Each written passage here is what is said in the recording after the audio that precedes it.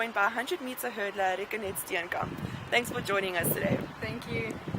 Okay, so Rikenette, something that you've said that really stands out is that you believe that you were born to run. Is this something that you've always known, or is it something that you realized at a specific moment in your life? I remember when I was about 6 years old, grade 1, I ran the 60 meters, and after that I went to my mom and I told her, "Mom, this is what I want to do." But the funny thing is I didn't win or anything like that. I think I came like 4th or 5th or something. But I loved it from the start, from day one. I loved it. So yeah, I think I'm born to run. At a stage, things were looking really good for you as an athlete. You were experiencing victories like gold at the 2014 African Championship, and then suddenly in 2015 you suffered this major setback. You discovered something that isn't actually often heard of. You discovered you had an extra bone in your ankle. So just tell us about what the symptoms were leading up to this point and how you came across this discovery.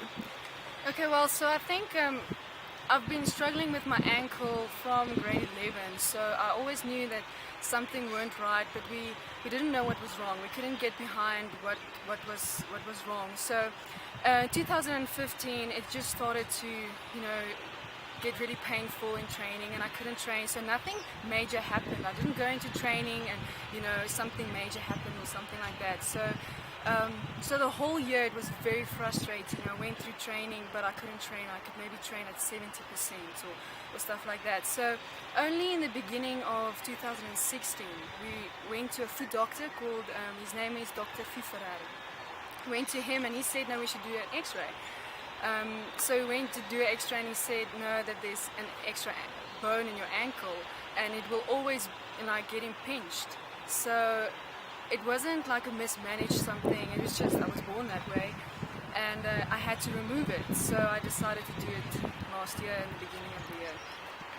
And the toughest part of all of this was that it kept you out of the game for 2 years after that. So you've mentioned in this time you even had thoughts like maybe this was the end of your running career. So what was it that kept you from giving up and kept you motivated during that time? The few highlights that I had in my life, like the 2014, I won the African Championships, those things motivate you when you think back. But also, I have to say, just the journey that with God and just knowing that He has a plan with everything, and I believe that everything that happens to me happens for me for a reason. So I started training again last year, September, with the attitude of I love what I do. I don't know when I'm going to race again. I don't know if I'm going to race again. But the process and the person that I'm going to become and the lifestyle that I want to invest in, that is why I started training again. Rikenette, you could maybe take us through that road to recovery from the very first time that you walked again to the very first time that you were back on the track running. Okay, so last year, 2016 in January, I went for the operation. So I was in a cast, in a cast for 6 weeks. So I had to bed rest. I was just lying down for 6 weeks. That was quite tough. So then I started with physio and starting to learn how to walk the right way again. And I think that took me like almost 2 months. So I just went to the physio 3 times a week, no training, no nothing else. And then the first training that they said I can do is swimming, and I hate swimming, but I had to do it. So that was the only thing that I could do then.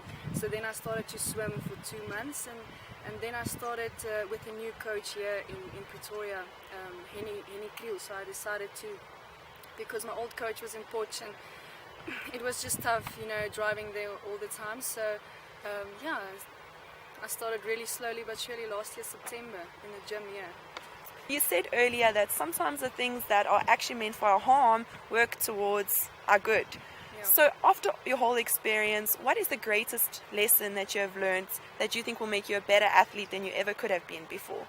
I believe character is one of the most important things in a person. It doesn't help. I believe just winning gold medal.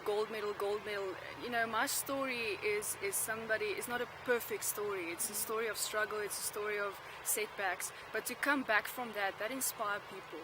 And I think that is my heart for younger athletes, is to You know, I want my story to encourage people and inspire younger athletes to know that it's possible, even if you don't do everything right, or everything doesn't go right, or everything isn't just, you know, gold medals the whole time. So, yeah. Rikenette, you've mentioned that one of your goals is to leave a legacy that the younger generation will follow someday. But if you look at your story, you're already inspiring so many lives. So just for the younger girls that are looking up to you, especially the athletes, what kind of advice do you have for them after everything you've been through? You know, when I was 17 years old, I remember I really wanted to look up to someone, and you know, so that's where I started to develop that heart for younger athletes. And you know, I just want to encourage younger athletes to don't give up on their dreams. There will come a time where only you believe in your dream. You know, nobody wants to interview you, nobody wants to ask you questions or tell you how good you are. And if that happens, to know that my identity is not just in the running or not just in the performance, but it's in who I am in Christ and who I believe I am. And so I would just tell them not to give up on their dreams. And then just lastly, a lot of people have set their hope on you becoming the second South African woman to dip below 13 seconds for the 100-meter hurdles. Is that one of your goals this year, or what are your hopes for your comeback here? I believe it's possible, and I also believe it's needed for South African athletics, especially women athletics in our country. So you know, it's not something that is I haven't been thinking of for. I've been dreaming about it for 7 years, but the time and when it's going to happen, I don't know. I'm just going to focus on training, focus on what I can do, and I believe the time will come. But I think it will do South African athletics so very good, you know, to inspire others and to know that it is possible. You know, 13-second barrier, we should think past that. So that's what I would say. Thanks very much for sharing your story with us today.